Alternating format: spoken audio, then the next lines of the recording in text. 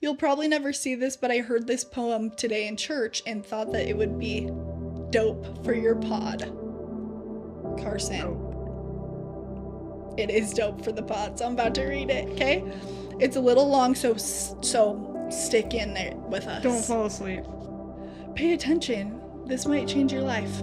Okay? The title of the poem is called Holes, okay? And this is how it goes. I had been in that hole for a very long time, in the dark and in the damp, in the cold and in the slime. The shaft was above me, I could see it quite clear, but there was no way I could ever reach it from here, nor could I remember the world way up there. So I lost all my hope and gave in to despair.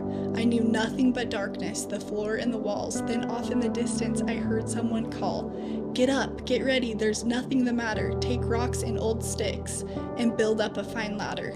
This had never occurred to me, had not crossed my mind, but I started to stack all the stones I could find. When I ran out of stones, then old sticks were my goal. For one way or another, I'd get out of this hole.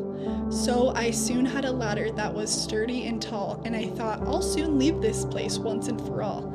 I climbed up my ladder, it was no easy chore, for from lifting these boulders my shoulders were sore. I climbed up my ladder but soon had to stop, for my ladder stopped short, some 10 feet from the top. I climbed back down my ladder and started to cry. I'd done all I could do, I gave my best try, and in spite of my work in this hole I must die. And all I could do was sit and think, why? Was my ladder too short, or my hole much too deep? Then from way up high came a voice, "Do not weep." And the faith, hope, and love entered my chest, as the voice said to me that I had done my best. He said, "You've worked hard, your labor's been rough, but the ladder you've built is at last tall enough. Do not despair, you have reason to hope. Just climb up your ladder, I'll throw down my rope." I climbed up the ladder, then climbed up the cord. When I got to the top, there stood the Lord. I couldn't be happier, my struggle was done. I blinked in the brightness that came from the sun. I fell to the ground, his feet did I kiss. I cried, "What can I do to repay thee for this?"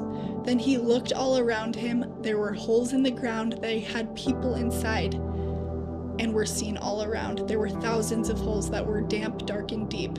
Then the Lord turned to me, and he said, "Feed my sheep." Then he went on his way to help other lost souls, and I got right down to work, calling down to the holes, "Get up, get ready, there's nothing the matter. Take rocks and old sticks, and build up a fine ladder."